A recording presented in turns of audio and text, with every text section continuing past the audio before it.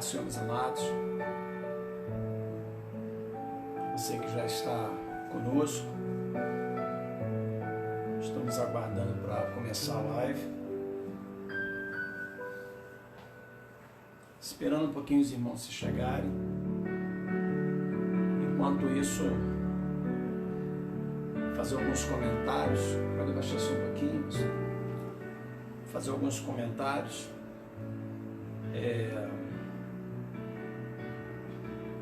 Eu vejo assim, sabe, que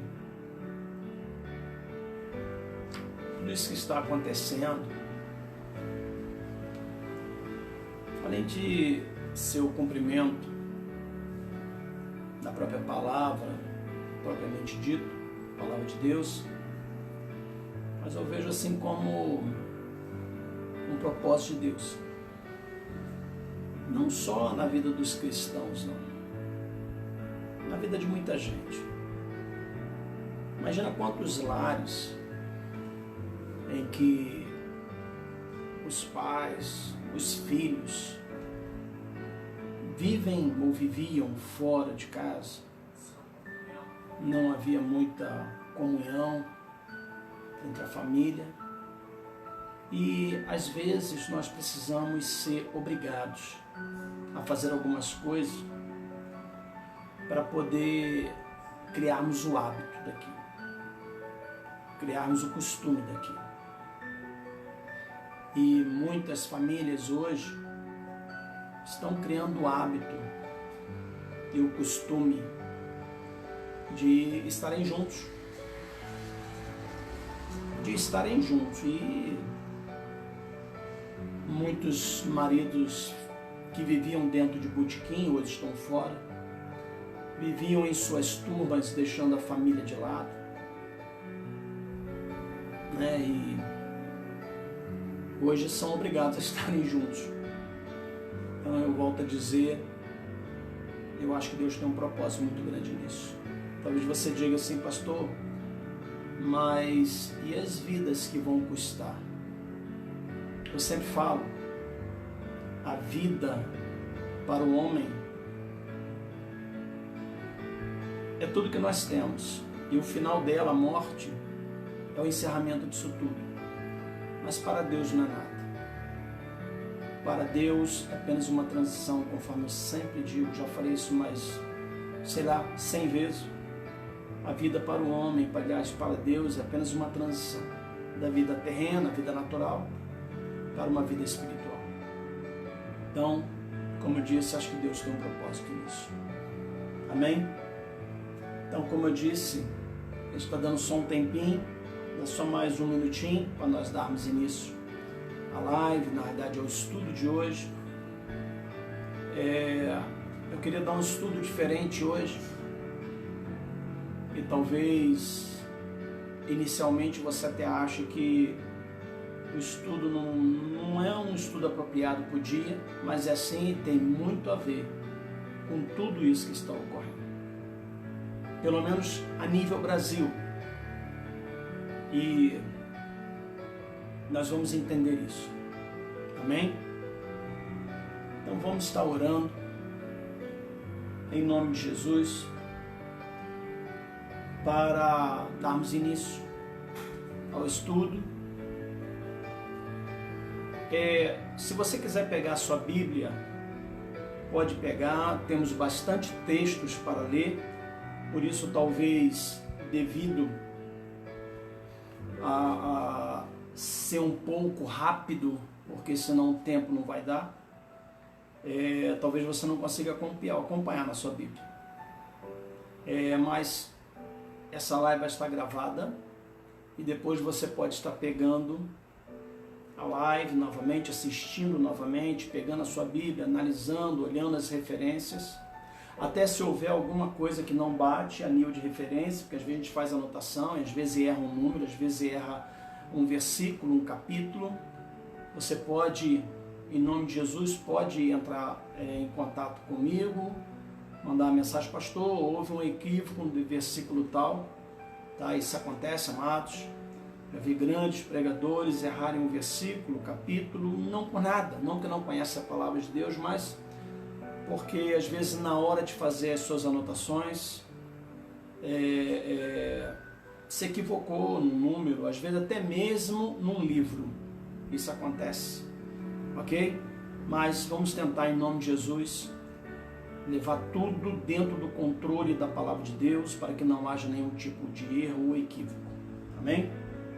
Então, feche seus olhinhos, pode ficar sentado mesmo, hoje é um dia de estudo, para que nós possamos estar aprendendo algo da parte de Deus, em nome de Jesus. Glória a Deus. Ao final da oração você pode colocar o outro. Tá? Amém. A pastora Márcia está aqui me ajudando, como sempre, minha auxiliadora. Né, pastora? Amém. Dá uma paz do Senhor por aí. A paz, irmãos. Boa noite. Bom estudo. Amém. Então, amém, amados? Mais uma vez, a paz do Senhor para você que chegou agora. Feche seus olhinhos. Vamos estar orando, falando com Deus, em nome de Jesus. Senhor, meu Deus e Pai. Oh, glorioso Santo Deus. Deus de graça, Deus maravilhoso, Deus tremendo.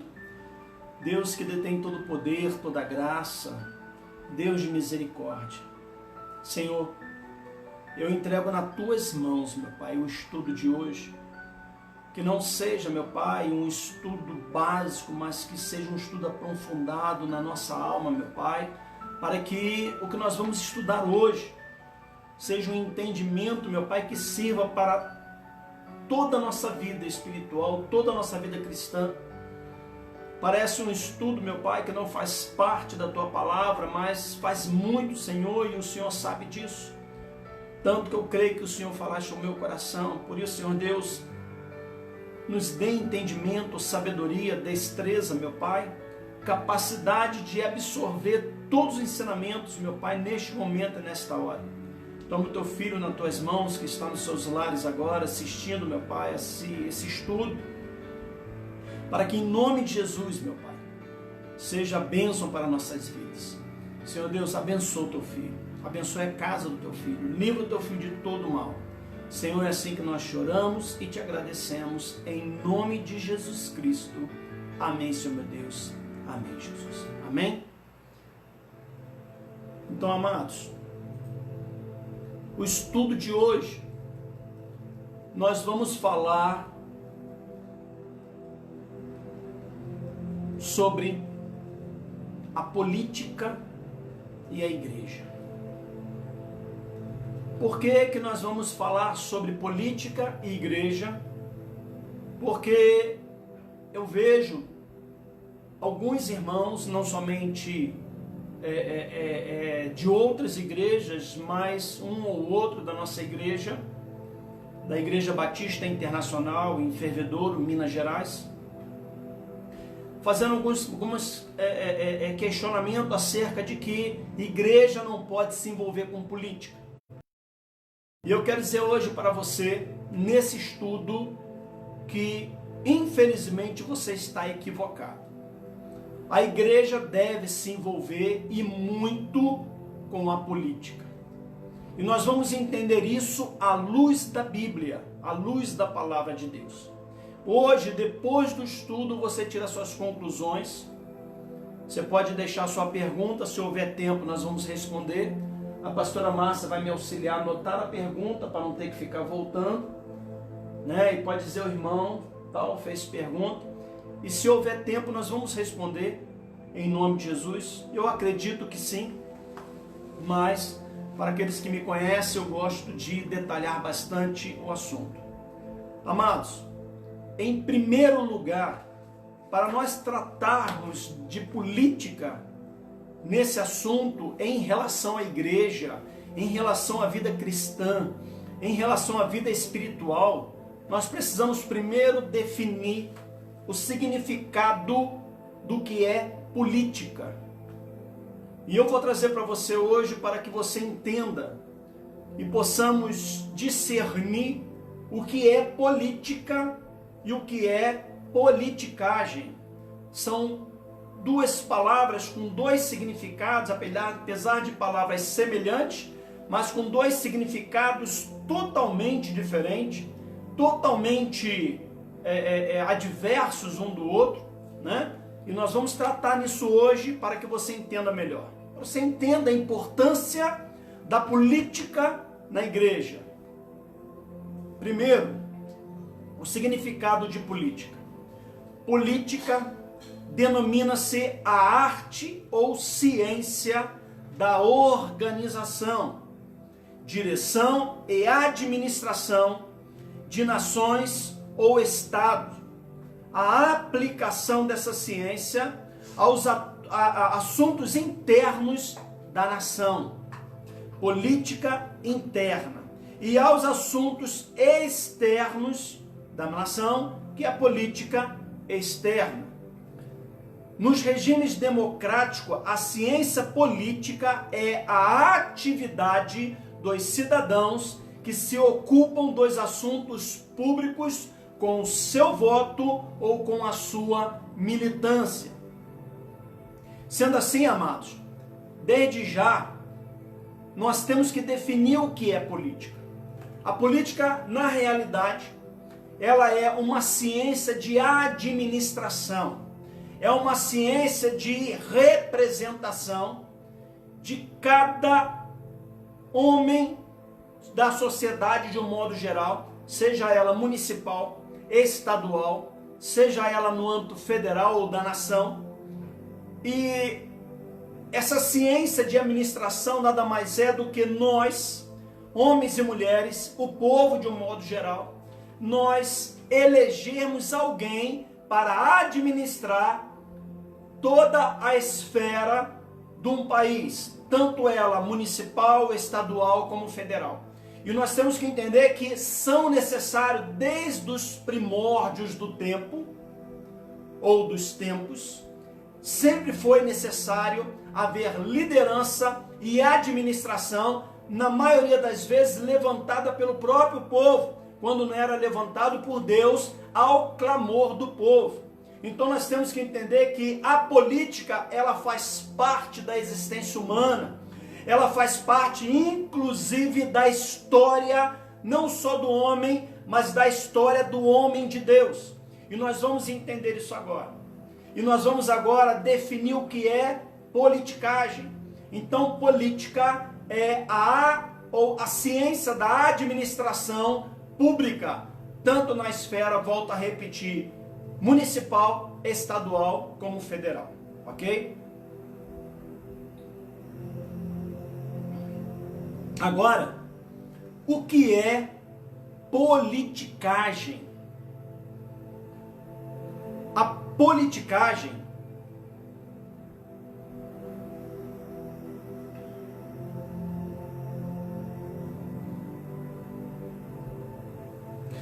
politicagem é a política dos interesses pessoais daqueles que a praticam, dos interesses pessoais e troca de favores que acabam favorecendo aquele que se envolve com a politicagem. Em outras maneiras, de uma maneira bem simplória, para que possamos ter um entendimento bem claro, aquele político que é eleito pelo povo para administrar o país, para administrar o governo, para administrar um município, muitas vezes ele se aproveita dos seus interesses pessoais ou dos interesses de apenas um grupo, de um pequeno grupo, né, para que atenda os seus interesses particulares e pessoais, para favorecer aquilo que é favorável a ele e não aquilo que é o melhor para a nação. E por isso que há uma diferença muito grande entre política e a politicagem. E eu quero que você entenda que o dever dos líderes políticos é defender a justiça e o bem, ajudando os mais necessitados, manifestando ou a manutenção, mantendo a ordem e punindo o crime, quando os políticos temem a Deus e fazem o que é correto, a nação é abençoada. E aqui nós começamos a entender isso, que o político, quando ele está voltado para Deus, quando ele está voltado para o Senhor, quando ele está voltado para como um servo do Senhor, está voltado para as coisas do reino de Deus, no amor a Deus e no amor ao próximo, ele começa a agir, começa a trabalhar, começa a governar segundo a vontade e a necessidade de todos aqueles para a qual ele foi eleito, ou seja, o povo e a nação. E quando um político ele é voltado para Deus, ele age desta maneira e a nação é abençoada. Mas quando um político não é levantado por homens de Deus, quando não é levantado segundo os moldes do Senhor, quando ele não é levantado como um homem temente a Deus, certamente a nação passará por sufoco, a nação passará por terríveis danos, como nós temos visto nos últimos tempos no Brasil, como nós temos visto nos últimos 20, 30, 40 anos no Brasil. E é isso que nós precisamos entender, a finalidade, a importância de você como homem de Deus, pensar seriamente no que é a política e na importância de você como homem de Deus para definir quem vai estar e quem não vai estar na liderança desse país. Em Romanos, capítulo 13, olha o que a Bíblia fala sobre a questão da política. Em Romanos, capítulo de número 13, do versículo de 1 ao 7, diz assim, eu quero que você preste atenção. Todos devem sujeitar-se às autoridades governamentais, pois não há autoridade que não venha de Deus. Se não há autoridade que não venha de Deus, seja por vontade ou permissão de Deus, então você já tem que começar a entender que política faz parte da nossa vida espiritual também. Faz parte da nossa vida como servo, como homem, como mulher de Deus, sim. As autoridades que existem foram por ele estabelecidas. Portanto, aquele que se rebela contra a autoridade está se opondo contra o que Deus instituiu. E aquele que assim procedem, trazem condenação a si mesmo. Presta atenção no que a palavra de Deus está dizendo. Trazem condenação a si mesmo, pois os que governam não devem ser temidos, a não ser por aqueles que praticam o mal. Aí está a questão. A palavra do Senhor diz que nós devemos temer aqueles que praticam o mal, não no sentido de temer a Deus e temer aos homens, não. Temer no sentido de que nós sabemos e devemos nos preocupar de que eles vão praticar o que é errado. Então, nesse sentido, nós devemos ter o cuidado de quem nós vamos escolher. Porque se eles governarem, agir de uma maneira errada, de uma maneira criminosa, isso vai gerar danos para você, para a tua família, cristão ou não. Mesmo você sendo cristão, sofrerá danos. E é isso que nós temos que entender. Você quer viver livre do medo da autoridade? Pratique o bem. Tenha medo. Pratique o bem e ela o enaltecerá. Em outras palavras, aquele que anda corretamente, aquele que pratica o bem na sociedade, não deve temer a justiça, não deve temer ao governo de um modo geral. Porque você não tem o que temer, porque você está praticando o que é bem, pois é servo de Deus para o seu bem. Mas se você pratica o mal, tenha medo, pois a autoridade não porta a espada sem motivo. Em outras palavras, aquele que pratica o mal, aquele que faz o que é errado, deve sim temer as autoridades, porque, como diz a palavra do Senhor, ela não carrega a espada à toa, ela carrega a espada para fazer justiça. Aleluia, Deus Pai. É serva de Deus, agente da justiça para punir quem pratica o mal. Em outras palavras, você vê o que está escrito aqui? Mesmo aquele ou aquela justiça ou aquele governante que é levantada mesmo que não seja levantada diretamente por Deus, mas é permissão de Deus que ela esteja lá naquele lugar, naquele poder, ela é agente do Senhor para aquele que pratica o mal. Portanto, é necessário que sejamos submissos às autoridades, não apenas por causa da possibilidade de uma punição, mas também por questão de consciência. E é por isso que você paga imposto, pois as autoridades estão a serviço de Deus, sempre dedicadas a esse trabalho. Deem a cada um o que lhe é devido, ser imposto, ser tributo, ser temor, se honra. Em outras palavras, amado, como nós acabamos de ler em Romanos 13, do versículo do 1 ao 7, nos diz quem é e o que é a autoridade, constituída por Deus por vontade ou permissão, e que nós devemos nos sujeitar a toda autoridade. Um bom exemplo é que hoje nós estamos em nossos lares, não estamos na nossa congregação, não estamos lá no templo, no lugar que nós levantamos ou escolhemos para adorar o Senhor juntos. Nós estamos hoje em nossas casas. Um dos motivos é esse: obedecer a uma lei constituída por uma autoridade municipal, a qual o decreto diz que não pode haver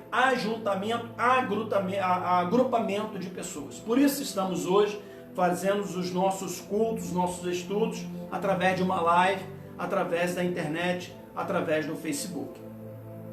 Em 1 Timóteo, capítulo 2, do versículo 1 ao 2, diz assim: antes de tudo, recomendo que se faça súplica, orações, intercessões e ações de graça por todos os homens, pelos reis e por todos os que exercem autoridade, para que tenham uma vida tranquila e pacífica, com toda a piedade e dignidade. Então, se o próprio Senhor nos orienta que nós devemos estar intercedendo e orando por todas as autoridades, e as autoridades são, na sua maioria absoluta, política, se a própria palavra do Senhor nos ensina que nós devemos estar orando e intercedendo, como podemos dizer que a igreja não pode se envolver com a política? A igreja tem de se envolver sim com a política, porque quando a igreja se envolve com a política, a igreja passa a interceder, passa talvez até a levantar homens de bem, homens servos do Senhor, homens que estão no objetivo de praticar o bem, porque são homens que amam a Deus, são homens que amam ao próximo, e esses homens devem sim ser levantados para dirigir o nosso município, o nosso estado e a nossa nação, tanto em todas as justiças, em toda a esfera de justiça, devem ser homens tementes a Deus, porque o homem temente a Deus, ele pratica a justiça do jeito que deve ser praticado. Mas o homem que não é temente a Deus, muitas vezes a justiça é injusta, muitas vezes eles praticam o direito e não praticam a justiça propriamente dita. Aleluia, Senhor Deus. Eu quero só lembrar os amados que além do que a Bíblia nos ensina acerca do envolvimento da igreja com a política, nós ainda vamos fazer referência a vários estudos, eu quero que os amados entendam, eu quero que os amados saibam que todos os reis levantados por Deus para governar Israel, por exemplo, todos eles eram políticos. Porque o rei é como aqui no Brasil, que no Brasil nós não temos, como é que se diz, pastora, me ajuda aí, não é império não, não, no nosso Brasil a questão política é diferente, né? Na Inglaterra ainda existe a rainha, né? Talvez outros países também, alguns outros países também, mas no Brasil é o presidente, entre aspas, é o rei da nação, é aquele que governa o país. E o rei é comparado a um presidente da república. Então todos os reis a qual o Senhor levantou para reinar sobre Israel, todos eles eram políticos. Assim como todos os governadores, Daniel, José, todos eles eram políticos. Você pode não querer se envolver com a politicagem que nós vemos hoje, mas a política ela é essencial para que um país seja governado de uma maneira justa, que um país venha a crescer, e não somente crescer politicamente, não somente crescer financeiramente, mas crescer na área do evangelho, crescer na área espiritual também. Porque quando um país convoca, quando um presidente convoca, quando um presidente ora, quando um presidente está envolvido com as coisas do reino de Deus, a população também se volta para isso, pelo menos uma boa parte dela, e é necessário. E nós vamos ainda falar muitos assuntos que vocês vão entender por que hoje eu estou falando sobre política e igreja. Amém, amados? Mas eu quero dar exemplo, rapidamente, sobre pelo menos 10 reis que eram políticos, mas eles não agiam com politicagem. E olha a diferença do reinado. Vou citar apenas 10. Vou citar numa determinada ordem, mas não necessariamente a ordem cronológica deles, não necessariamente a ordem que cada um veio após ao outro, só para os amados entenderem. Então, por exemplo, amados, primeiro que eu vou citar é o rei Davi, rei de Israel, quando ainda unificado. Ele reinou durante 40 anos. Davi, sem dúvida, é o primeiro da nossa lista, o homem segundo o coração de Deus. Aqui eu estou falando dos 10 melhores. Quando eu cito que Davi é o primeiro, é dos 10 melhores, não necessariamente nesta ordem, mas só para os amados entenderem. Um homem segundo o coração de Deus, 1 Samuel 13:14, que mais marcou a história de Israel, pois ele o segundo rei, quando ainda o reino era unificado. O versículo de Atos 13:22 nos diz: e quando este foi retirado, levantou-lhes como rei Davi, a qual também deu testemunho e disse: achei a Davi, filho de Jessé, homem conforme o meu coração. Deus falando que executará todas as minhas vontades. Apesar dos erros, Davi exerceu um reinado reto aos olhos de Deus. Davi reinou 40 anos sobre Israel, reino unificado, 2 Samuel, capítulo de número 5, versículo de número 4. Então aqui começamos a falar rapidamente sobre o primeiro rei, um político que não reinou através de politicagem, mas reinou através do amor a Deus e do amor aos seus servos, aos seus súditos, do amor ao povo, mano. E nós precisamos entender isso. Precisamos tirar essa ideia de que igreja não se envolve com política. Você tem toda a razão, igreja não se envolve com politicagem, mas a política faz parte da nossa vida como servo de Deus, da nossa vida espiritual. Segundo rei, Asa, rei de Judá, reinou 41 anos. Asa deu início ao seu reinado mediante a idolatria. Ele aboliu e renovou o pacto com o Senhor, segundo a Crônicas, capítulo número 5, versículo do 1 ao 19. Tirou da terra dos sodomitas e removeu todos os ídolos que os seus pais fizeram. 1 Reis 15, 12. Destruiu os ídolos, a Sera que Maaca, sua mãe, adorava. 1 Reis, capítulo número 15, versículo 13. E fez o que era reto aos olhos do Senhor, como Davi seu pai. 1 Reis 15, 11. Asa reinou 41 anos sobre Judá, 2 Crônicas 16, 13. Agora, imagina o seguinte.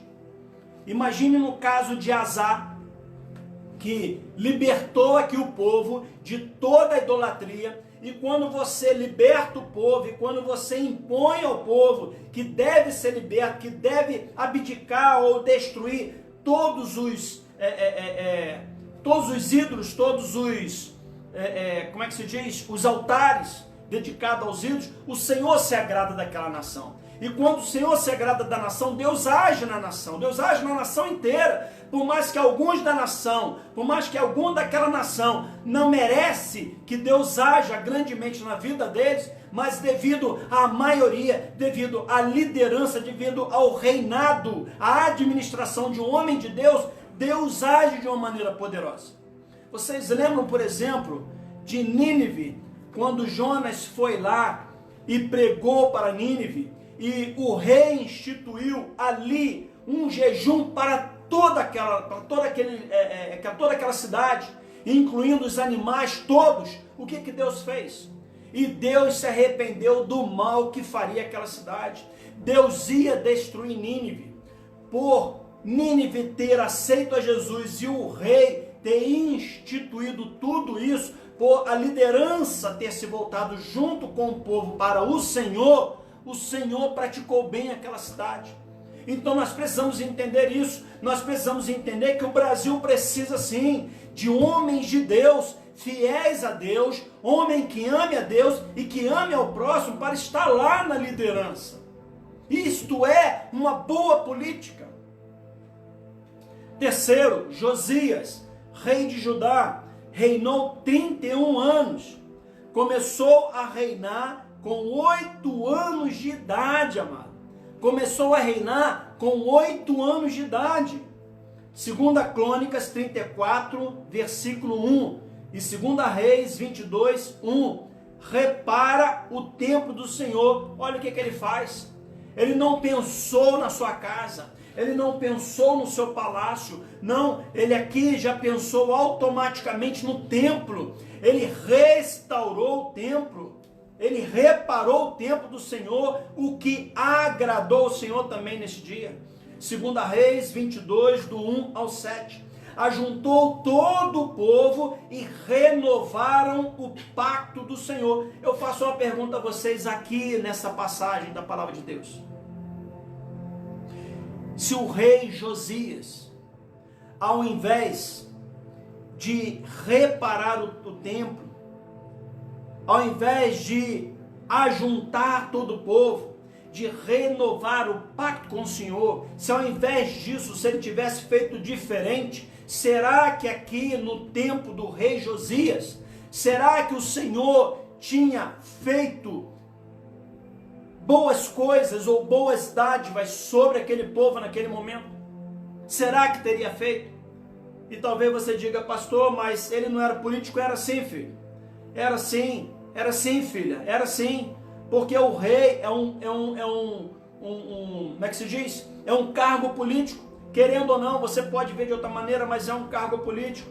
E olha, continuando, isso está em 2 Reis 23, do 1 ao 14, e fez o que era reto aos olhos do Senhor, e andou em todo o caminho de Davi seu pai, e não se apartou dele, nem para a direita e nem para a esquerda. 2 Reis 22, 2. Josias reinou 31 anos sobre Judá. 2 Crônicas 34, 1. Amados, eu faço uma pergunta a você. Como nós temos visto, por exemplo, no Brasil, em várias cidades, não somente no Sudeste, não somente no Nordeste, que são os lugares mais fortes a nível do que eu vou dizer, mas também ocorre em outras cidades.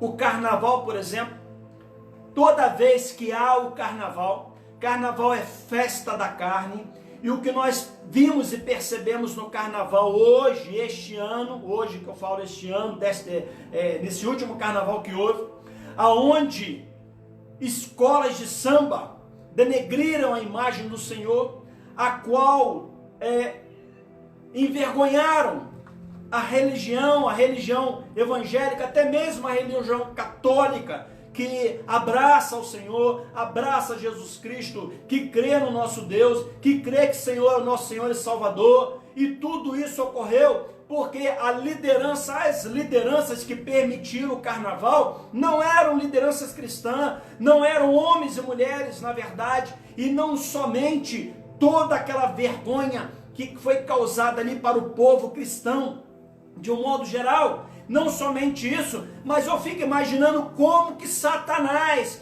riu, não somente daquela situação, mas riu do povo de Deus aqui no Brasil. Como que Satanás riu, e provavelmente ele disse: o povo que pertence àquele lá de cima, nesse país não é nada.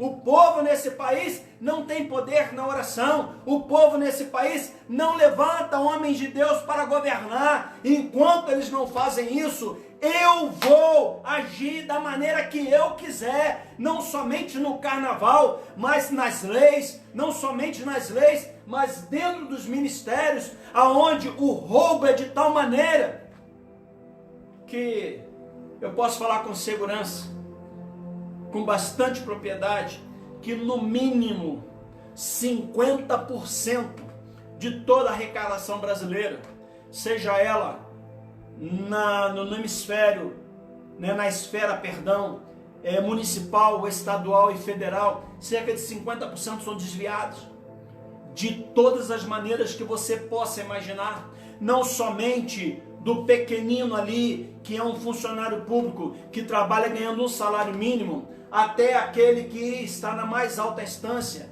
e que infelizmente ocorre isso. Agora você imagina, por exemplo, que toda a arrecadação federal de um país, durante um ano, é algo em torno acima de 3 trilhões de reais. Você sabe o que é isso, amado? Você sabe o que é 3 trilhões de reais?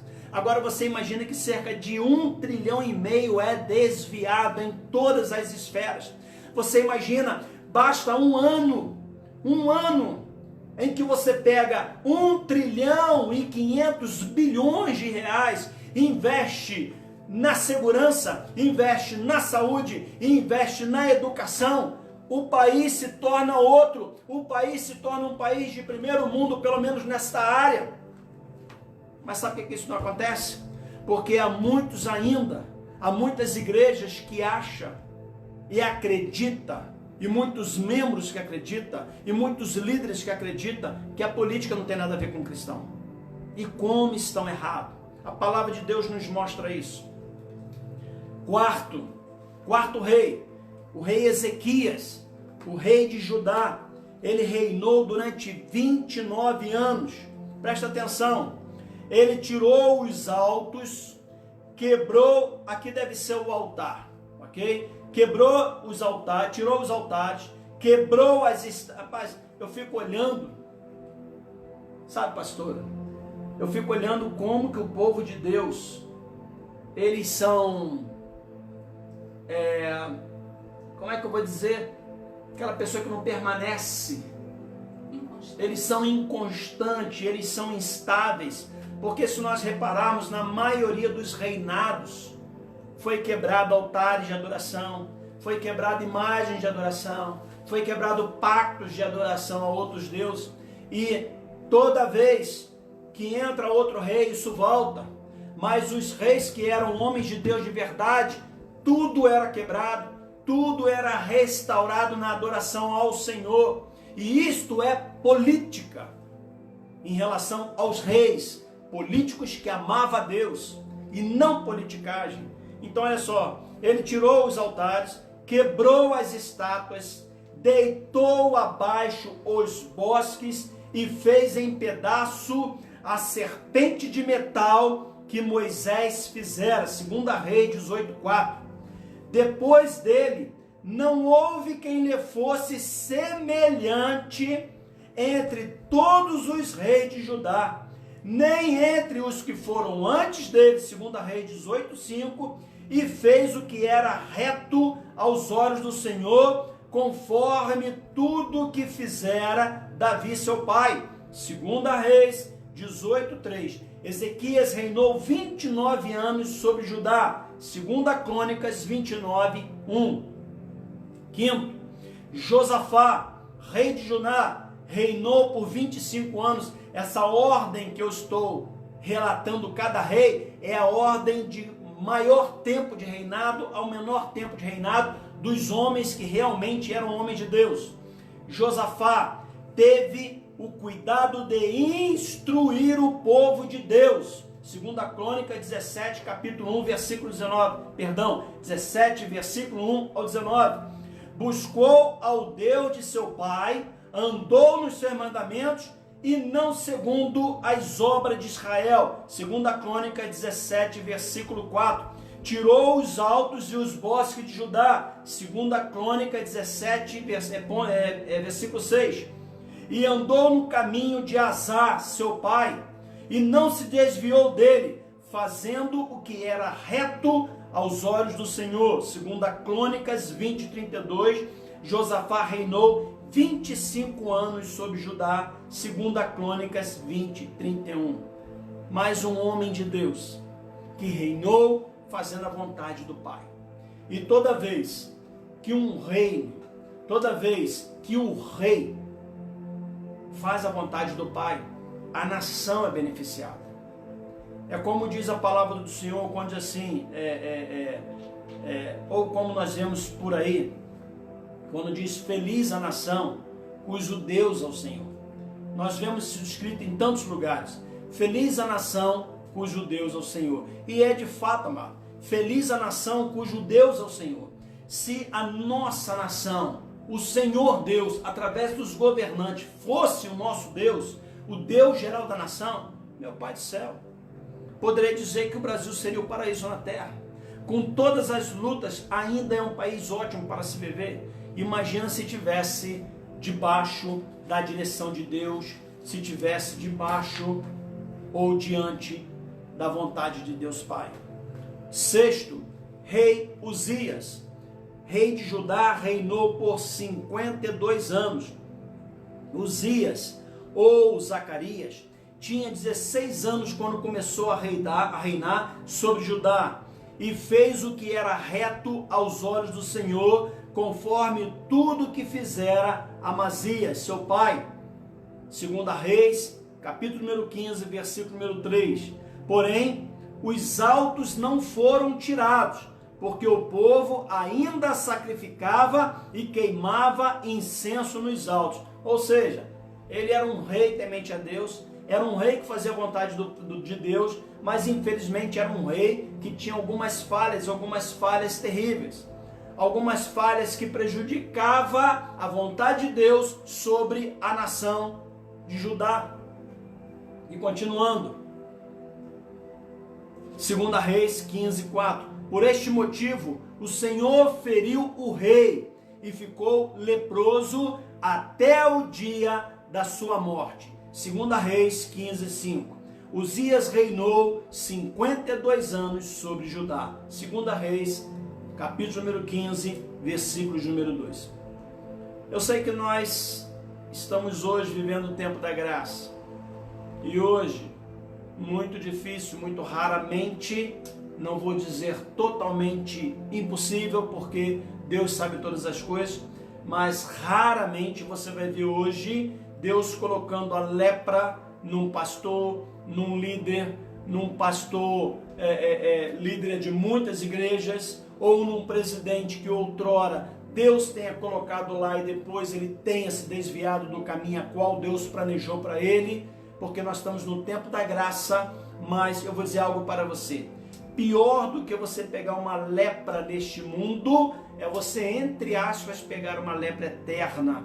É aquela que ao final, no julgamento final, a qual todos nós passaremos, ímpios e cristãos, todos nós passaremos por esse julgamento, e todo aquele que se desviou da vontade do Pai, com certeza pagará um alto preço, seja ele um rei, seja ele um presidente, um governador, seja ele um homem qualquer, um homem simples, o menor dos homens e o maior dos homens, segundo o conceito humano, todos nós poderemos sofrer danos após esta morte. Aleluia, Deus Pai. Sétimo, Joás rei de Judá, reinou 40 anos. Tinha Joás 7 anos de idade quando começou a reinar. 2 Crônicas 24:1, mandou reparar o templo. Eu fico pensando quantas vezes que esse templo foi reparado. Quantas vezes que o povo de Deus permitiu que o templo fosse destruído, ou que o templo fosse vandalizado, ou que o templo fosse fechado, ou que o templo deixasse de ser o lugar de adoração ao Senhor. Meu Pai do céu, desde o início dos tempos, que o homem de Deus é inconstante, que o homem de Deus se desvia da caminho ao qual Deus tem preparado para cada um deles. 8º, Jotão, rei de Judá, reinou 16 anos. Jotão fez o que era reto aos olhos do Senhor, fez conforme tudo quanto fizera seu pai Uzias. Segunda Reis, capítulo número 5, versículo número 34. E assim se fortificou Jotão, porque dirigiu os seus caminhos na presença do seu Deus. 2 Crônicas 27:6. Porém, tão somente os altos não foram tirados, porque o povo ainda sacrificava e queimava incenso nos altos. 2 Reis 15:35. Jotão reinou 16 anos sobre Judá. 2 Reis 15:33.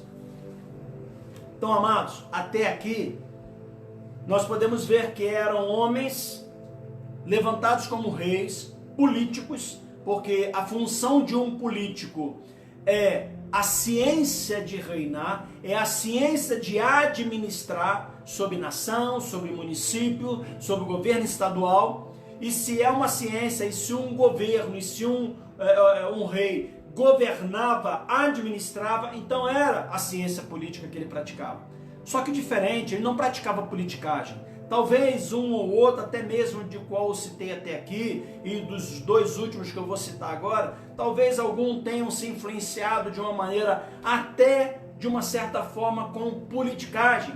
Mas no geral, no principal, eram homens tementes a Deus, que procuraram fazer o que é certo, e um ou outro se desviou ou cometeu falhas durante o seu reinado. 9. Amazias, rei de Judá, reinou 29 anos. Amazias fez o que era reto aos olhos do Senhor. 2 Crônicas 25:2, parte A do versículo. Porém, não com inteireza no coração, não com o coração inteiro dedicado ao Senhor, mas talvez com ânimo doble, mas talvez com o coração dividido entre servir a Deus e servir a si próprio, ou servir a um determinado grupo de pessoas. 2 Crônicas 25:2, parte B. Então a ira do Senhor se acendeu contra Amazias. 2 Crônicas 25:15. Amazias reinou 29 anos sobre Judá. 2 Crônicas 25:1. Amados, quer dizer algo para você?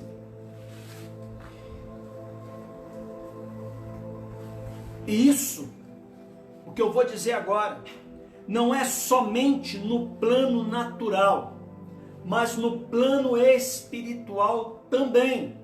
Eu posso dizer até que no plano espiritual, principalmente, o Senhor levanta administradores, sejam eles presidentes, governadores, deputados, prefeitos, sejam eles líderes evangélicos, líderes espirituais como pastores, ou como alguns se denominam, apóstolos, ou presbíteros, ou missionários que estão à frente muitas vezes de uma congregação, de uma igreja, presbíteros à frente de uma congregação, de uma igreja, ou seja, na responsabilidade de administrar, e muitas vezes Deus os levantou para que eles fizessem uma boa administração, e durante esse percurso, durante esse momento da administração, eles venham a se perder, venham a se desviar, e talvez até venham a adorar outros deuses, como por exemplo, o dinheiro, a fama, e sabe Deus o que mais?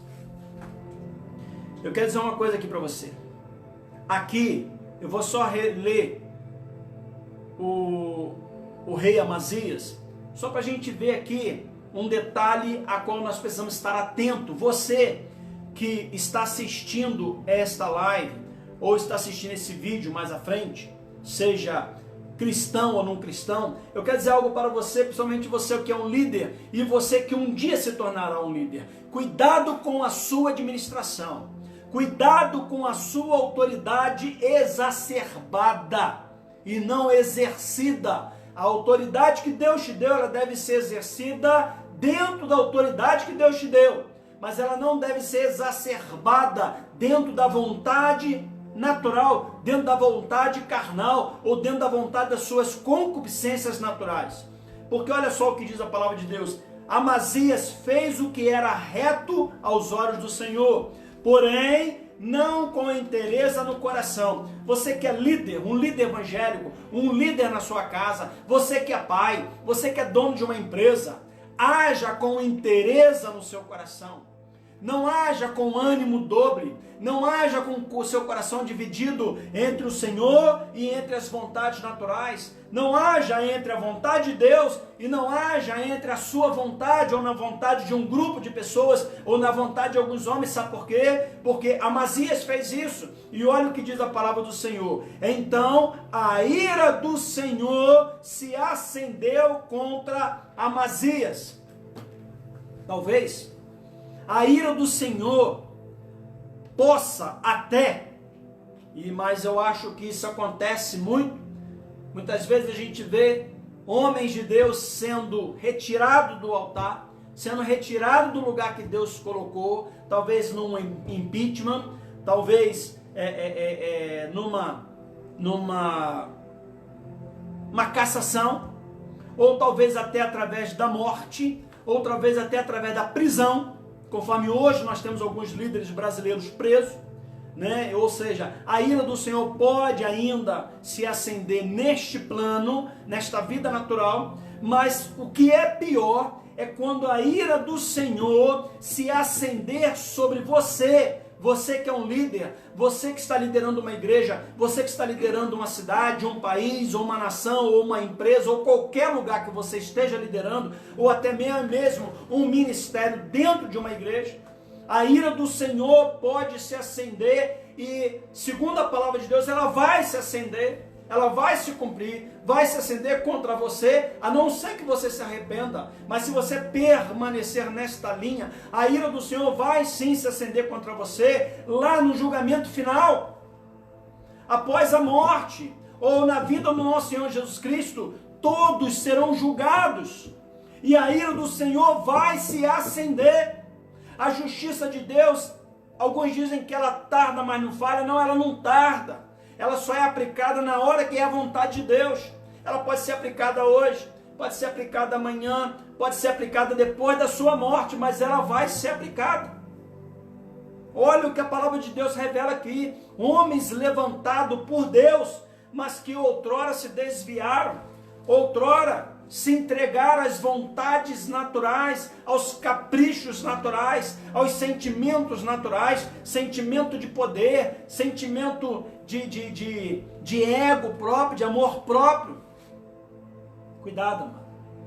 O que Deus coloca na tua mão não é para você administrar para você, é para você administrar para Ele. O que Deus, a responsabilidade que Deus coloca em você, é para você administrar para Ele. Ele está te dando uma oportunidade e nós devemos nos alegrar desta oportunidade em saber que um Deus todo-poderoso, um Deus que tudo pode, a qual tudo isso que nós vemos pertence a Ele, esse Deus pegou algo e elegeu você, levantou você para cuidar daquilo que pertence a Ele. Você já imaginou isso, amado?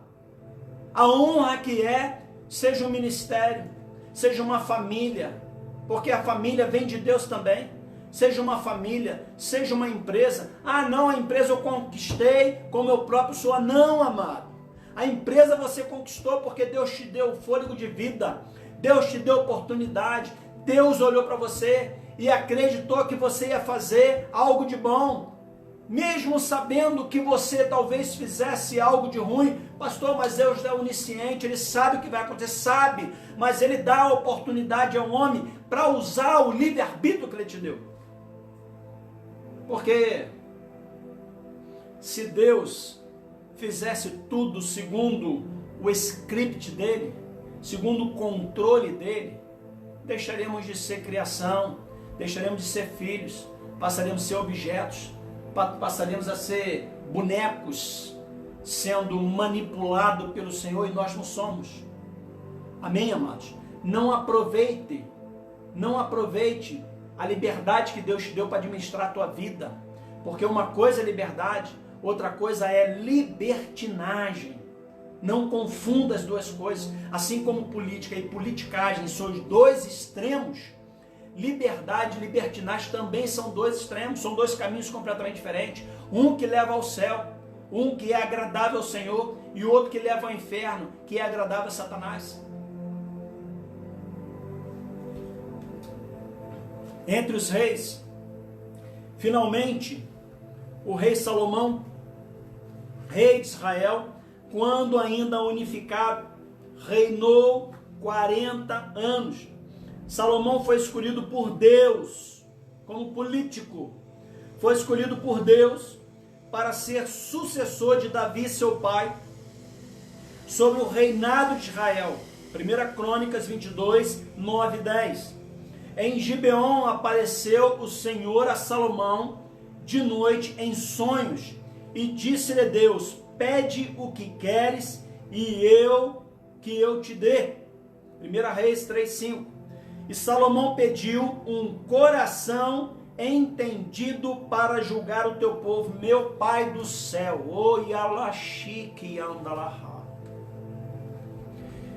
Pediu um coração para poder, um coração sábio, um coração entendido para poder julgar o teu. Você sabe o que é isso, amado? Você sabe o que é você pedir algo para o povo, porque ele não pediu algo para ele. Ele pediu algo para o povo, para que pudesse julgar com sabedoria, para que pudesse julgar com destreza, com entendimento, com sabedoria, para que pudesse julgar de uma maneira em que ele não só praticasse o direito daquela época, as leis da época, mas que praticasse principalmente a justiça. E melhor ainda, a justiça de Deus. Você sabe o que é isso, amado?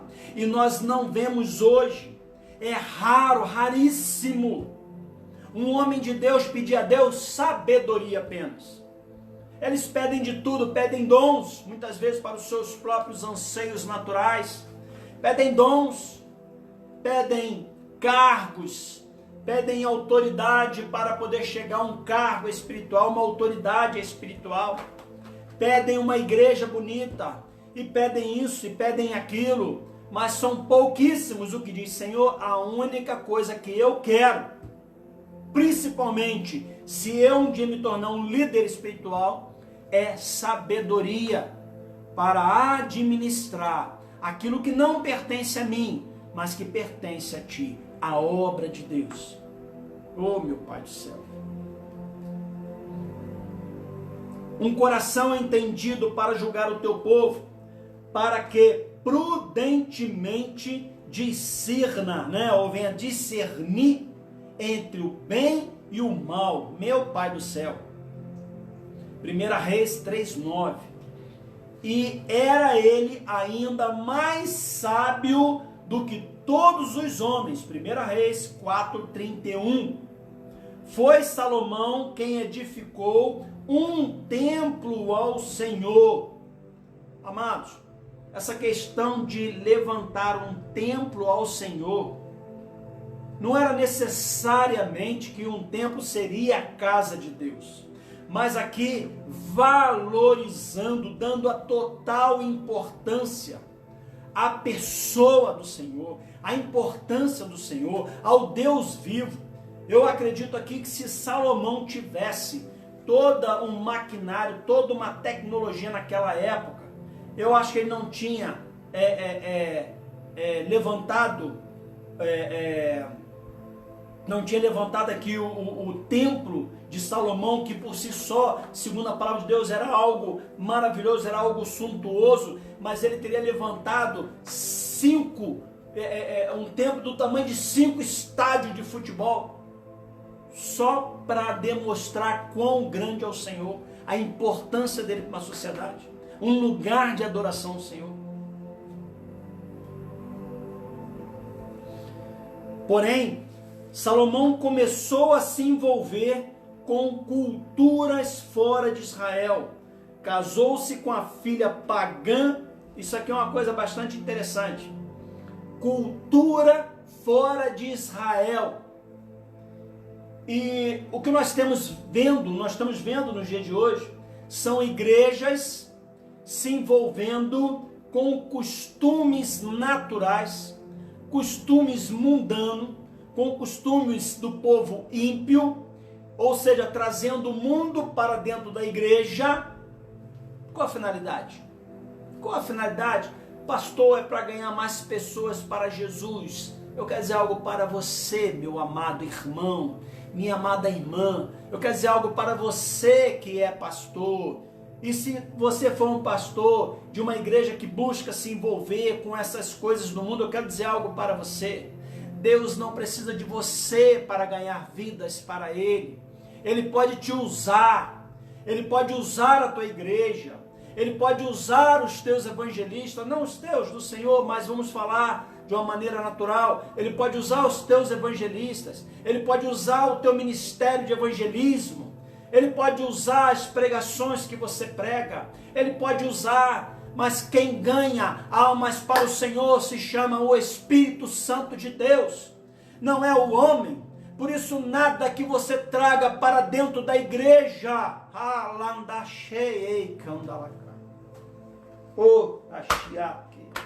nada que você traga para dentro da igreja converte a ninguém, não converte o homem nenhum. O que converte o homem se chama o Espírito Santo de Deus. É aquele que convence o homem do poder, do pecado e da justiça. Só o Espírito Santo de Deus. E como eu costumo pregar lá na nossa igreja, a maior técnica, a maior estratégia, o melhor artifício para se evangelizar, para se ganhar almas para Jesus, é uma igreja cheia do Espírito Santo de Deus. São homens, são membros, são servos, são obreiros, cheios do Espírito Santo de Deus. Como diz a palavra, por exemplo, lá em Atos, quando diz que a primeira pregação de Pedro, mas antes fala assim, e Pedro cheio do Espírito Santo. A primeira pregação de Pedro foram 3.000 almas, 3.000 homens que aceitaram Jesus. Não é como talvez aqui, dando exemplo aqui de Salomão, quando se envolveu com culturas fora de Israel. Eu quero dizer algo para você. Talvez você diga, pastor, eu quero dizer algo para o senhor que está dando esse estudo, esse ensino aí. Nós não estamos em Israel, nós estamos no Brasil. Eu quero dizer algo para você, filho. Eu quero dizer algo para você. Você que é igreja, você que é membro, você que é líder. Eu quero dizer algo para você. Você está representando o povo de Israel, porque o povo de Israel é o povo eleito. E nós somos hoje considerados adotivos na videira da vida. Nós estamos representando hoje um povo de Israel fora da nação de Israel. Hoje nós fazemos parte da nação de Israel. Hoje a nossa igreja é um pedacinho do povo de Israel. Então hoje é sim se envolver com as culturas de outros lugares, fora do povo de Israel, e trazendo para dentro da nação de Israel, que é a nossa igreja, que é o lugar que Deus levantou para que as vidas sejam salvas através do Espírito Santo de Deus, mas usando homens como você e usando homens como eu. Aleluia, Deus Pai. Oh, glória a Deus. Pastora, se alguém fizer alguma pergunta, pode responder, em nome de Jesus. Porém, voltando ainda, perdão, para que me perdoe, coração entendido para julgar o teu povo, para que prudentemente discina ou venha discernir entre o bem e o mal. Ele, ou era, ainda mais sábio do que todos os homens. Foi Salomão quem edificou o templo, porém, Salomão começou a se envolver com a cultura fora de Israel. Casou-se com a filha pagã do faraó do Egito. Isso aqui nos chama a atenção para o jugo desigual.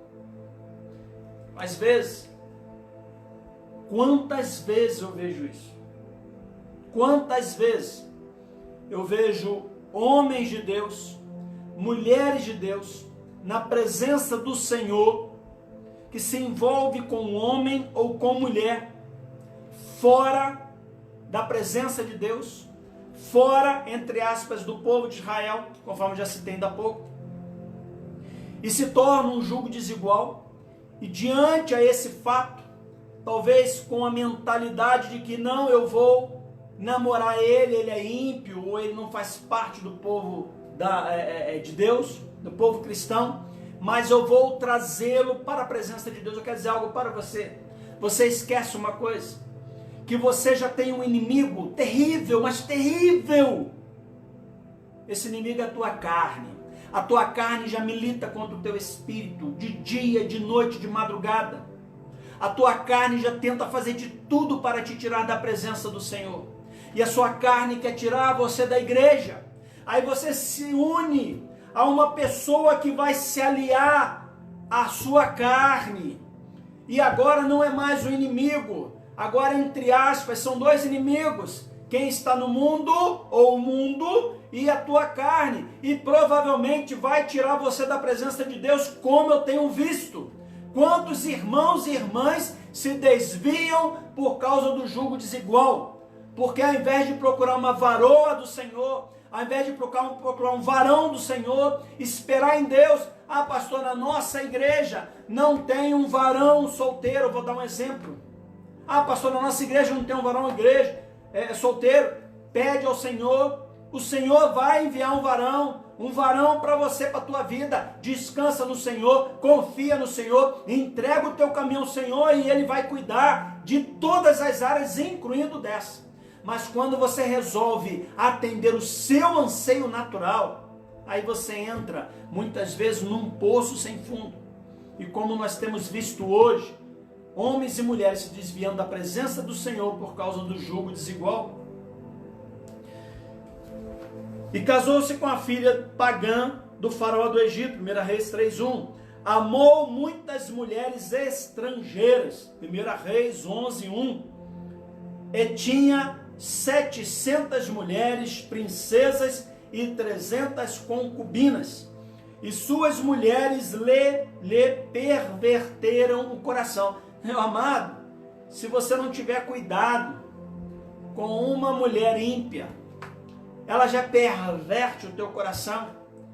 Quanto mais, não sei quantas que perverteram aqui o coração deles, talvez não todas, mas 200, 300, 400, talvez tenha resistido até um bom tempo. Mas, meu amado, a consequência não poderia ser outra. 1 Reis 11:3. Assim disse o Senhor a Salomão: pois que houve isto em ti, que não guardaste a minha aliança e os meus estatutos que te mandei, certamente rasgarei de ti este reino e darei ao teu servo. 1 Reis 11:11. Salomão reinou 40 anos sobre Israel, no reino unificado ainda. 1 Reis 11:42. Mas, dentro do contexto que nós estamos tratando aqui hoje, todos esses 10 reis eram políticos. E você talvez ainda diga: pastor, não devemos envolver igreja com político ou político com igreja. Não, nós não devemos envolver a igreja, nem membros, que é a igreja do Senhor. Não podemos envolver o templo da igreja. Você tem toda a razão, não podemos envolver com nenhum tipo de politicagem, por menor que seja. Por mais simples que seja, não deve ser envolvido. Glória a Deus, Pai. Oh Deus, Pai. Louvado seja o nome do Senhor. Eita! Estamos na última folha, por isso que eu não estava achando. Eu quero falar rapidamente sobre José. José não era rei. Eu não vou citar Daniel para nós ganharmos tempo. José não era rei, mas José foi levantado governador. José, Deus lhe concedeu sabedoria para que ele apresentasse um plano para Faraó, a fim de que o Egito conseguisse superar os 7 anos de crise. Se nós analisarmos, precisamos de um José, urgente. Não sei se é o presidente, eu não estou aqui para puxar sardinha, como dizem popularmente. Hã? Brasa para sardinha, obrigado pastor. De nenhum político, de nenhum.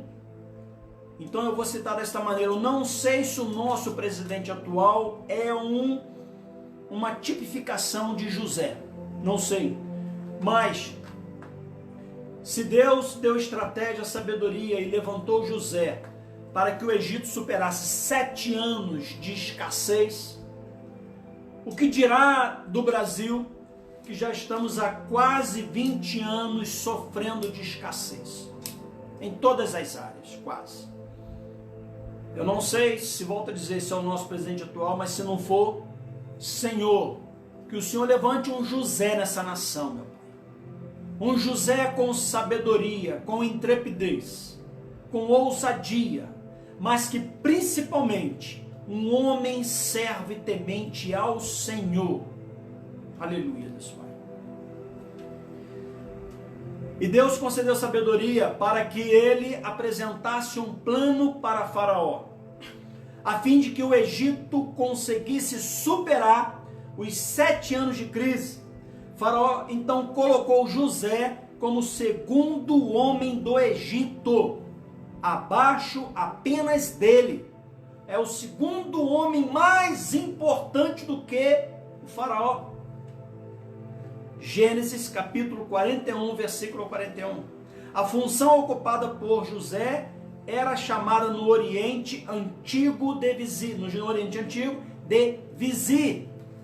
Tratava-se do principal cargo administrativo que envolvia diversas funções, como por exemplo ser encarregado do tesouro, das finanças, da justiça e da execução e supervisão dos decretos reais. Aí nós vemos políticos de um modo geral, claro, nem todos, mas vários políticos criando os decretos, leis que raramente beneficiam a sociedade de um modo geral.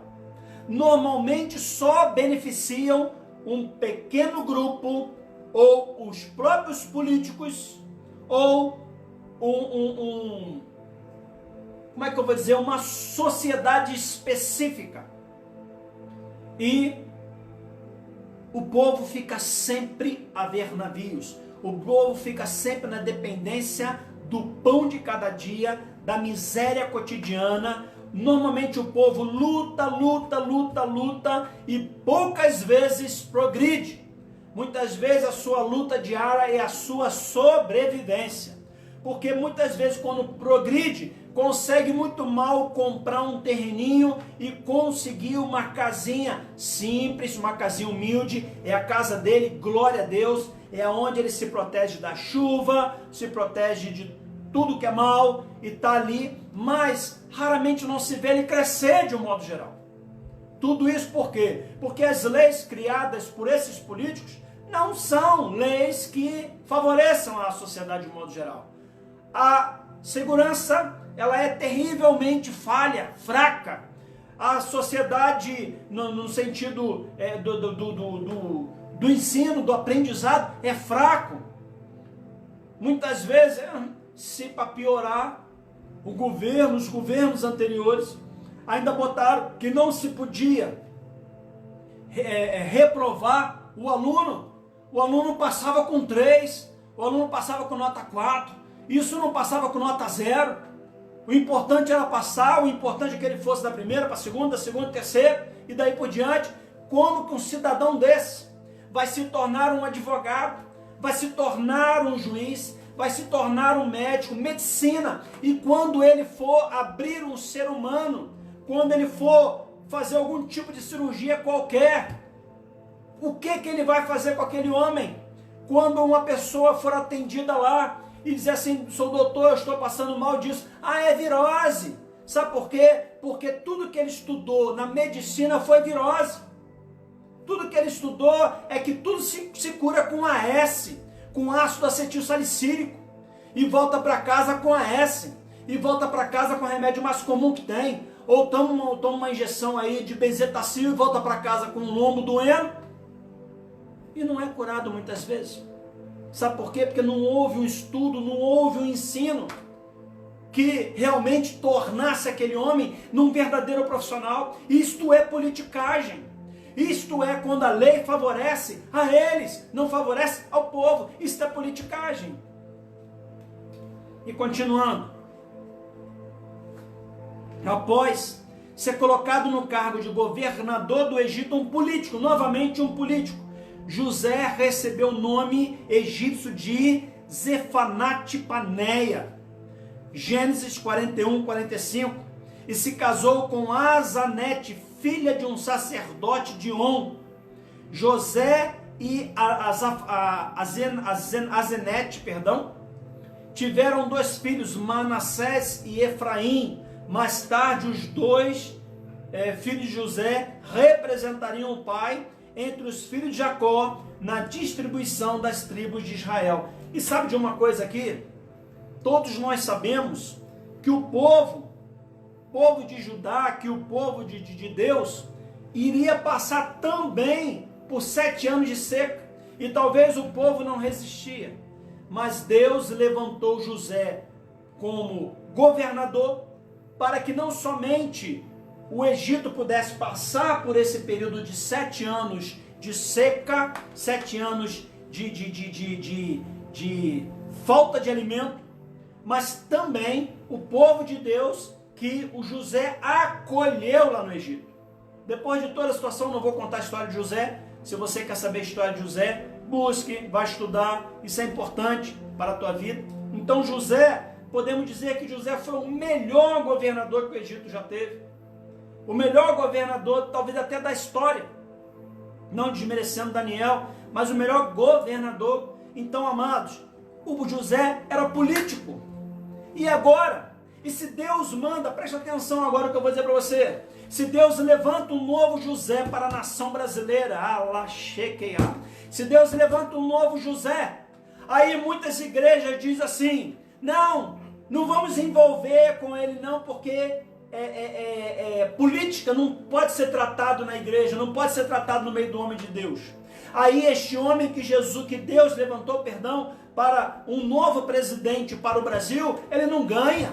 Sabe por quê? Porque o ímpio está trabalhando para eleger. Agora, o cristão não trabalha para eleger os cristãos de verdade. E aí, sabe o que vai acontecer? O Brasil vai continuar sofrendo. O Brasil vai continuar penando. O Brasil vai continuar na recessão. Aí eu pergunto a você, de quem é a culpa? De quem é a culpa? Por que eu resolvi, amados, dar esta aula hoje e falar sobre este assunto agora? Pastor, não estamos na época de campanha política, não estou entendendo ainda porque o senhor está falando de política. Eu quero dizer para você por quê. Porque nós estamos passando por uma adversidade na área da saúde, já não dizendo que nós estamos passando por outra adversidade, que é a economia do Brasil, que vai de mal a pior. E nós estamos passando por uma adversidade na área da saúde que está se complicando por causa da politicagem. Se nós estivéssemos lá hoje, não somente alguns que nós cremos que está lutando para governar o país, não somente o país, mas alguns estados e alguns municípios, homens de Deus. Mas se nós, não falando desses, mas se nós estivéssemos hoje lá nesses lugares, que a maioria da bancada fosse de fato de Deus, cristãos, homens de Deus, o Brasil hoje estaria numa solução muito mais favorável à saúde, muito mais favorável a nós superarmos tudo isso do que está ocorrendo hoje. Sabe o que está ocorrendo hoje? O que está ocorrendo hoje é que um certo grupo, e não é um grupo pequeno, é um grupo muito grande na área da política, na área da politicagem, ao invés de estarem voltadas na união de vencer essa diversidade, de vencer essa situação que pode entrar em qualquer casa, do rico, do pobre, do branco, do negro, do brasileiro, do estrangeiro que estiver em nosso país morando, que o famoso simples, do cristão, do não cristão, que pode entrar em cada situação, em vez de eles estarem voltados, preocupados com isso, preocupados com a população brasileira, preocupados com o povo brasileiro, eles estão preocupados com a política, em saber o que esses resultados hoje vão eleger lá na frente, se vai eleger político tal, se vai eleger político tal, ou se vai eleger novamente o presidente atual. E é por isso que nós precisamos entender que a igreja precisa se envolver com a política, que a igreja precisa sim eleger homens de Deus, homens de compromisso, homens sérios, homens sábios, sábios no sentido de tomar decisões certas, homens que não se envolvam com a politicagem, homens que não se envolvam com dinheiro, mas homens que se envolvam com um compromisso a qual ele foi levantado, fazer a vontade do Pai, cuidar do povo de Deus, cuidar de todos, porque a palavra do Senhor diz que nós devemos amar o nosso próximo, e o nosso próximo não é só cristão, o nosso próximo é todo o povo do mundo inteiro. Por isso é que nós estamos tratando hoje sobre política.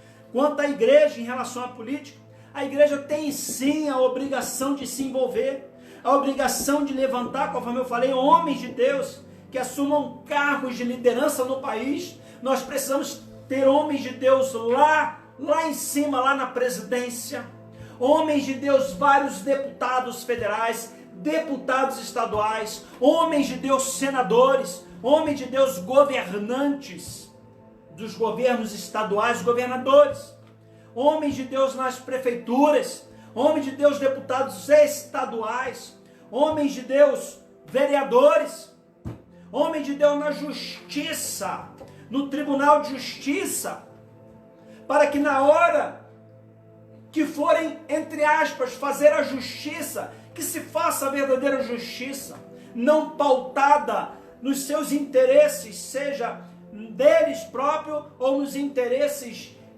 de um determinado grupo, ou de uma determinada elite, ou de um determinado partido político, ou de uma coligação política. O que é uma coligação política? São quando vários partidos se unem para vencer outros partidos ou um outro partido. Aí é uma coligação. E juntos eles fazem campanha para, por exemplo, para um presidente só, ou um candidato só. Então nós precisamos sim mudar isso. Está na hora. Acorda, igreja. Desperta, tu que dorme, igreja. A igreja precisa se envolver sim com a política. Aprenda isso. A palavra de Deus nos ensina isso.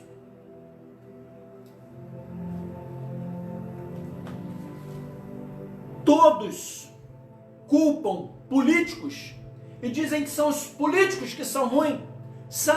Nós temos políticos ruins, pensando nas suas próprias carcaças, nos seus próprios bicos, talvez para comerem as carcaças dos pobres. Políticos que hoje não têm vergonha de aparecerem nos noticiários, de aparecerem nas mídias, perderam até a vergonha, porque antes faziam por debaixo dos panos escondidos. Hoje as coisas estão, porque hoje em tudo quanto é canto tem um celular, tem sempre alguém filmando, tem sempre alguém gravando um áudio, um vídeo, tem sempre alguém fazendo isso. E hoje, mesmo fazendo isso, eles não têm vergonha, falam naturalmente uma determinada coisa, e 2 dias depois vão na mídia, vão numa entrevista, e diz que não falaram, aquilo está gravado. Isso é pouca vergonha, perderam a vergonha. Além de agirem corruptamente, além disso, perderam a vergonha. Você tem uma vergonha, dana-se câmera, a câmera não faz mais diferença. Sabe por quê? Porque eles sabem que o povo tem memória curta. Eles sabem que na hora da campanha, aqueles que foram destroçados, aqueles que foram roubados, aqueles que foram danificados, que sofreram danos, vão votar neles de novo, só porque talvez eles falam bonito, ou porque talvez tenha dado uma dentadura, ou porque tenha dado um agradozinho de 50 merréis, e você passa 4 anos sofrendo, amado. Meu Pai do céu, meu Deus. Por isso, amado, os culpados não são só os políticos, mas eu acho até que os verdadeiros culpados somos nós, porque somos nós que erradamente escolhemos quem nós colocamos lá, porque é falado, desde a época que eu me entendo por gente, muito antes disso, ou seja, desde a época que eu me entendo por gente, eu já ouvia, de que nós temos a maior força. Nós temos a maior força. A maior força que nós temos é na hora de nós votarmos, na hora de nós escolhermos. Mas sabe como é que as pessoas fazem? Ah, não, porque o político ali arrumou um exame para a mamãe. Porque o político ali, eu pedi para ele passar a máquina na rua, ele passou a máquina na rua, vamos votar nele. Porque o outro político ali me deu uma dentadura. Eu falava com dente ruim, agora eu falo dente bonito. Porque o político ali me deu 50 merréis. Aí você vai lá e vota num cidadão desse que te comprou. Tu foi vendido, meu irmão. E muitas vezes vendido por pouca coisa. Muitas vezes alguém é vendido por um litro de cachaça, que custa 10 merréis, talvez muito menos do que isso. E são comprados. Quando nós deveríamos ter, dignidade, nós deveríamos exercer a nossa função de escolher aquele que é correto. Talvez você diga assim, pastor, não tem quem escolher. Tem sim, não tem quem escolher, porque enquanto votarmos nesse, realmente não haverá escolha. Mas quando nós deixarmos de votar nesses que são ladrões, que são marginais, agindo lá em nossos nomes que não estão, enquanto votarmos nesse, não haverá oportunidade para um servo do Senhor entrar. E quando um servo do Senhor entrar e for atacado, aí nós estamos na segunda linha de ataque, porque enquanto ele está lá, nós cristãos temos que todo o povo cristão se levantar para guerrear junto com aquele que está dando a cara, que está na frente da batalha. Nós somos a retaguarda, somos nós que lutamos por eles. Principalmente na intercessão e na oração. Porque se o povo de Deus orar, interceder, dobrar o joelho por esses, Deus vai fazer um milagre nesta nação. E se tem uma coisa que o Brasil precisa, é de um milagre. Se não for de muitos milagres. Eu estou concluindo, amados. Aleluia. Nós precisamos sim nos envolver e escolher homens de Deus. Ah, pastor, não tem. Vamos levantar homens de Deus. Mas quando nós levantarmos, nós temos que, vou votar no meu primo. E às vezes teu primo não presta. Vou votar no meu tio. E às vezes teu tio é um ladrão. Vamos votar no meu irmão. Às vezes é teu irmão. Mas tu sabe que ele vai ser um péssimo político. Às vezes é o teu pai. E você é um cristão. E você é um servo do Senhor. Aí a palavra do Senhor diz assim: importa-me agradar a Deus, aos homens. Não é meu pai, eu tenho que votar nele. Isso, vota no teu pai. Vota no teu pai. Eu não estou dizendo, amado, que você que é filho de um servo do Senhor e que é um político, que é uma pessoa que está lutando para fazer o que é certo, que você não deve votar nele, não. Vote nele. Mas se você sabe que seu pai, tua mãe, teu irmão, teu tio, teu primo, seja quem for, você sabe que ele não presta. Se você sabe que ele é um marginal lá na política, que você é um homem que ele é um homem ou uma mulher que não é temente a Deus, cuidado, porque você está compactuando com ele. Porque na hora que você votar nele e o dinheirinho sujo que ele ganhar e ele colocar dentro de casa e você usufruir desse dinheiro sujo, você está tão errado quanto ele, porque você está compactuando com ele, e você é tão culpado. O dia que ele for pagar o preço, se ele não se arrepender, e se você não se arrepender de ter usado o dinheiro sujo, você vai para o inferno igual a ele. Se a igreja não fizer isso, o ímpio vai fazer. E o ímpio, ou seja, se a igreja não levantar homens de Deus, o ímpio vai levantar homens. E vão vencer as eleições. E vão estar lá. Aí, Deus coloca lá, e eu creio, Deus coloca lá um Davi para brigar com o gigante Golias, que é o sistema. E junto com o sistema estão os políticos e aqueles que praticam a politicagem. E muitas vezes o Davi está lá ajudando com o gigante Golias, mas muitas vezes não é o Davi lá de trás. Às vezes é um Davi que ainda precisa de ajuda. E nós, conforme eu falei, nós somos o exército que estamos à retaguarda. Somos os exércitos. Como é que é o nome daquele que segurava o braço? De quem? De Arão? Moisés, né? Arão segurava o braço. Então, somos o exército daqueles que seguravam o braço de Moisés, enquanto Moisés estava com as mãos estendidas, para que o povo de Deus vencesse a batalha. O Arão estava ali, tinha outro, quem era o outro? E Arão estava ali, segurando os braços, para que os braços permanecessem estendidos. Se há os cristãos lá, precisam de cada um de nós, para que nós possamos estar erguendo os braços dele para continuar vencendo a batalha. Nem que seja na oração, na intercessão, no jejum, joelho no chão. Aleluia, Deus Pai. Eu concordo plenamente se você disser que na igreja em si, no templo em si, o local de adoração, a gente não deve fazer ali campanha política. Eu concordo com você. Eu acho que a igreja em si, o templo, é um lugar de adoração ao Senhor.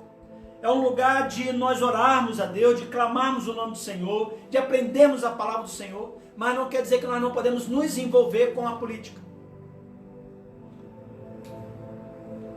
Eu quero dizer, rapidamente, nós vamos, talvez 5, 10 minutinhos no máximo eu termino. Olha o que a Bíblia fala sobre essas questões que eu acabei de citar. Provérbios 29, versículo 2.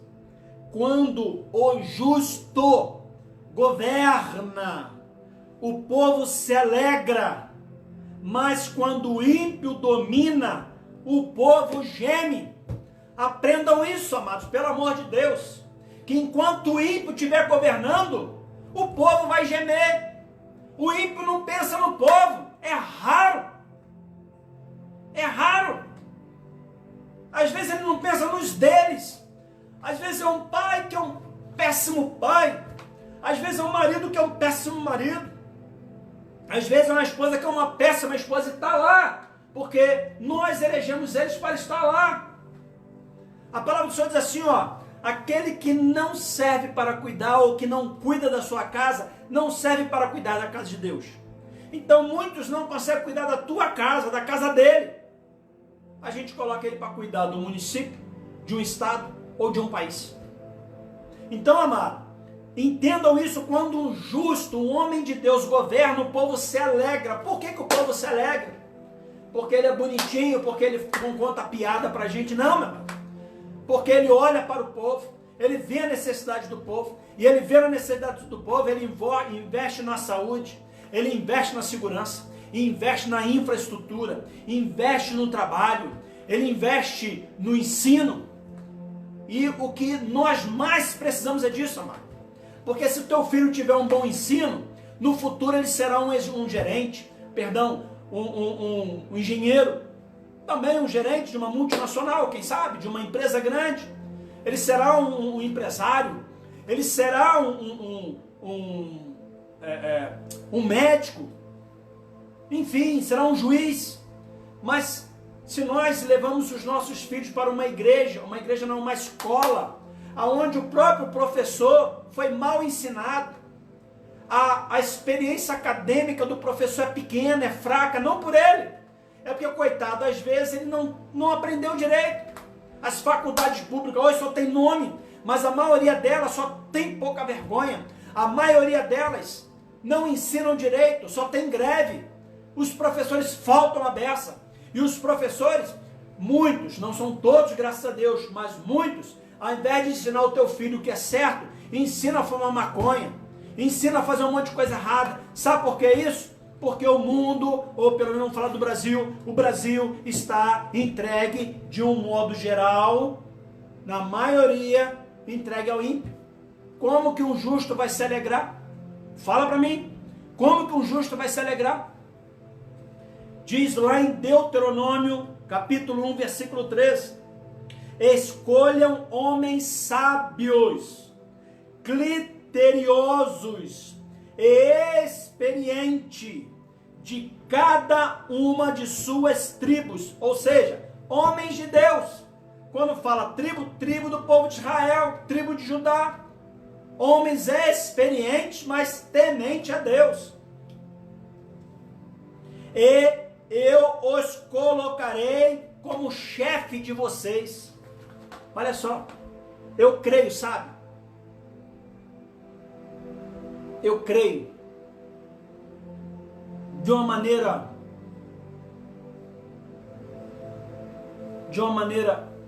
veementemente, que se nós se levantarem os homens de Deus para dirigir essa nação, eu digo do modo geral, na esfera federal, estadual, municipal, se levantarem, Deus vai permitir que esses homens cheguem lá, mas precisa que você, como homem de Deus, você como servo do Senhor, vote nele, estude sobre ele, se informe sobre ele, veja se é de fato um homem de Deus, porque nem todo mundo que está dentro de uma igreja é um homem de Deus. A hora que você, por mais que você não conheça, mas se você descobrir que ele é um homem de Deus, ele faz parte da família do povo de Deus, isso por si só já merece o seu voto. Não estou fazendo campanha política para ninguém. Eu estou falando de uma maneira geral, eu estou generalizando. Provérbios 29, versículo 2. Quando os justos florescem, o povo se alegra. Quando... Eu acabei de ler esse, só que está em outra versão. Eu não tinha reparado que era outra versão. Quando os ímpios governam, o povo chora. O povo geme, amado. Eu já falei disso, então, por favor, preste atenção. Tira da sua ideia de que igreja não se envolve com política. Igreja não se envolve com politicagem. Disso você tem toda a razão. E você nunca vai ver, pelo menos eu, esse pastor, nunca se envolvendo com politicagem. Nunca. Podem me oferecer o que for. O meu Deus é a minha maior riqueza. E a maior oferta já me foi dada, que foi a morte de Cristo naquela cruz. Finalmente, agora vamos encerrar. Já passou da hora da igreja se envolver com a política, não com a politicagem, e levantar verdadeiros homens, homens de Deus. Levantar homens que possam fazer a vontade do povo, para que o povo não fique sofrendo as consequências da politicagem. Mas alguém que lute pelo povo, para o povo. Alguém que lute pensando no povo, para que esta nação venha a ter um futuro melhor.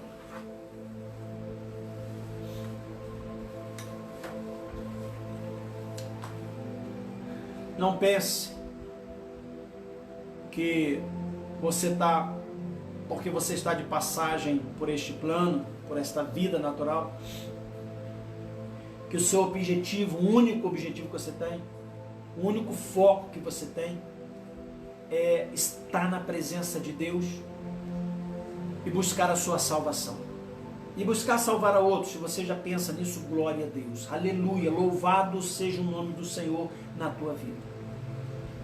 Mas nós temos outros compromissos nesta terra. Enquanto nesse plano, enquanto nesta vida, nós temos outros compromissos. Porque se assim o fosse, José, antes de ser vendido como escravo pelos próprios irmãos, ele já era um homem de Deus, já era um jovem de Deus. Mas Deus mandou, permitiu que ele fosse para o Egito para ele cumprir algo que Deus determinou para a vida dele. E você talvez pense que a nossa vida é só igreja, só igreja. Não, nossa vida não é só igreja. Até porque nós somos a igreja do Senhor. A igreja, templo, é um lugar que nós nos reunimos para adorar, para glorificar, aprender mais Deus, juntos orarmos no Senhor. É tudo isso. Mas cada um de nós, além do compromisso primeiramente com Deus, nós temos compromissos secundários, mas não tão importantes, que é o compromisso de fazer o que é certo nesta vida, compromisso de fazer o bem, compromisso de amar o próximo, porque a própria palavra do Senhor cita isso quando quando Jesus disse que o maior de todos os mandamentos é amar a Deus, é o compromisso com Deus. E quando eu disse que o segundo maior mandamento é este, amarás ao teu próximo, é o compromisso com o próximo. E quando você fecha os seus olhos, quando você estraga o seu voto, seja votando em quem não presta, votando no teu primo, no teu parente, no teu amigo, só porque é teu amigo, e que você sabe que está lá, não vai fazer nada para este lugar, nada para esta nação, você está cometendo um erro grave. Você não está amando ao próximo, você está amando ele, mas você não está amando o próximo. Então tenha compromisso sim com Deus, mas tenha compromisso com o próximo. E isso faz parte da política também. Amém, amados? Isso eu queria trazer para você nesta noite, ou não importa a hora que você vai assistir essa live, mas para que você entenda a importância do cristão na política. Nunca se envolva com politicagem. Nunca aceite nada. Possa ser o que for. Não aceite. Não aceite. Pastor, eu estou passando fome e um político me ofereceu 2 cestas básicas. Meu amado, a palavra do Senhor diz que o justo não mendigará o pão. Então busque os seus irmãos na fé. Mostre, revele para eles, que muitas vezes a gente nem sabe, mas fala, pastor, estou passando necessidade, irmão, estou passando necessidade, e nós vamos te ajudar. Eu, como pastor, eu abro a minha despensa conforme eu já fiz, e eu tiro a metade do que eu tenho e dou para você na tua casa, se você estiver passando necessidade. A igreja está aqui para isso, para praticar o espiritual, mas o natural, a obra social também. Então não deixe ninguém te comprar por um prato de lentilha. Não deixe ninguém comprar aquilo que Deus tem preparado para você por um prato de lentilha. Pense nisso. Estude isso. Se você ficou em dúvida de alguma coisa, assista de novo. E Deus vai falar no teu coração. E qualquer dúvida que você tiver, Coloque a sua pergunta depois, porque o tempo hoje está estourado. E nós vamos responder. Em nome de Jesus. Amém? Te convido a nós orarmos. Entregar esse momento ao Senhor. Agradecer Ele por esta oportunidade que nós temos. A oportunidade que eu, como pastor e professor neste momento, depois a oportunidade que eu tenho de entrar na tua casa, na tua família e trazer um estudo da parte de Deus para você. Vamos orar em nome de Jesus. Senhor meu Deus, agradeço a Ti, meu Pai, a oportunidade, meu Pai, que nós temos de ter os textos bíblicos, o texto da Tua Palavra, meu Pai, para nos revelar e nos ensinar tudo o que precisamos para o nosso dia a dia. Incluindo na área da política, meu Pai. Incluindo na área dos governantes, prefeitos e vereadores, e seja o que for, meu Pai. Todo aquele que está na administração, em todas as esferas, meu Pai. Obrigado, Senhor Deus, pelo Senhor nos orientar nesse manual maravilhoso do homem e da mulher de Deus, onde há tudo aqui, todas as revelações para a nossa vida, para o nosso dia a dia, desde o momento em que nascemos ao momento em que morremos, todas as revelações de Deus para a nossa vida, para uma vida melhor, Senhor, está aqui na Tua Palavra. Por isso, Senhor Deus, eu Te agradeço. Agradeço por esse momento glorioso. Me perdoe, meu Pai, as nossas falhas e nos abençoe, meu Pai. Abençoa o Teu filho que está em casa agora. Abra a mente e o coração do Teu filho. E, Senhor Deus, levanta, em nome de Jesus, homens e mulheres temente a Ti, para estar na direção, meu Pai, desse país, desta nação, deste estado, de todos os estados, de todos os municípios, meu Pai. Senhor, entregamos nas Tuas mãos agora todos os governadores, meu Pai, todos os presidentes, todos os prefeitos, meu Pai, todos aqueles que se envolvem diretamente e indiretamente em todas as esferas da administração pública, colocamos nas Tuas mãos, meu Pai. Primeira coisa que eu venho te pedir, Senhor Deus, é que o Senhor converta cada homem e cada mulher. Senhor Deus, tira ele, meu Pai, tira ele do erro, do pecado, da perdição e traga ele para a Tua presença, meu Pai.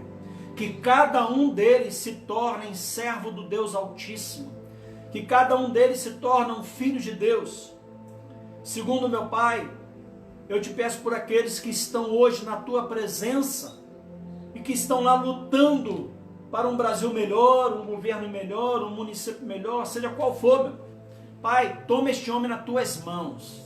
Pai, brinda ele, meu Pai, revista-o da Tua armadura. Pai, em nome de Jesus, proteja ele, meu Pai, de todo o mal, de toda artimanha do inimigo, de toda cilada de Satanás. Guarde a vida física, a vida emocional, a vida espiritual. Dê a cada um deles a sabedoria, meu Pai, o discernimento e a autoridade dada por Ti, para estarem lá onde estão, para que possam juntos governarem, meu Pai, esta nação. Proteja os familiares, proteja aqueles, meu Pai, a qual são dependentes deles, emocionalmente, financeiramente, seja o que for, meu Pai. Meu Pai, tome o Brasil nas Tuas mãos, meu Pai. Senhor, há um louvor que diz: Senhor, sara esta nação com o Teu poder. Senhor Deus, eu quero te pedir a Ti, sara esta nação, meu Pai. Sara a política desta nação. Sara o caráter de muitos desta nação. Sara, Senhor Deus, a saúde desta nação. Sara o ensino desta nação. Sara a segurança desta nação. Sara o setor político desta nação, meu Pai. E toma em Tuas mãos, meu Pai. Abrace esse país, meu Pai. Abrace todos os países, mas como eu sou brasileiro, eu venho te pedir por esse, meu Pai, porque eu tenho certeza que outros em outros países estão pedindo isso ao Senhor, talvez até nesse momento, meu Pai. Então, Senhor Deus, que nós, o povo cristão, possamos nos unir, não com temor ao homem, mas com temor a Deus. Unir com sabedoria, numa só voz, e gritarmos que o Senhor é Deus, e que esta nação pertence ao Senhor, que esta nação pertence a Deus.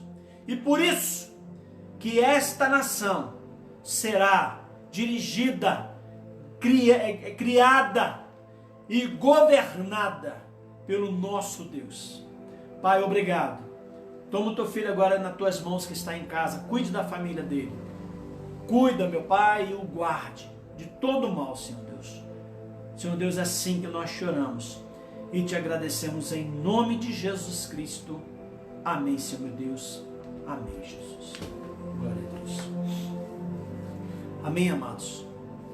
Obrigado pela tua presença até agora. Eu sei que foi um ensino de 1h50. Foi necessário. Eu espero que depois disso você tenha uma outra visão, um outro entendimento acerca da política e que você possa lutar para um Brasil melhor. Amém? Que Deus te abençoe. Que Deus abençoe grandemente. A paz do Senhor para todos. E que possamos juntos, numa só voz, gritar: esta nação pertence ao Senhor. Um beijo no teu coração. Fiquem na paz de Deus. Que Deus te abençoe.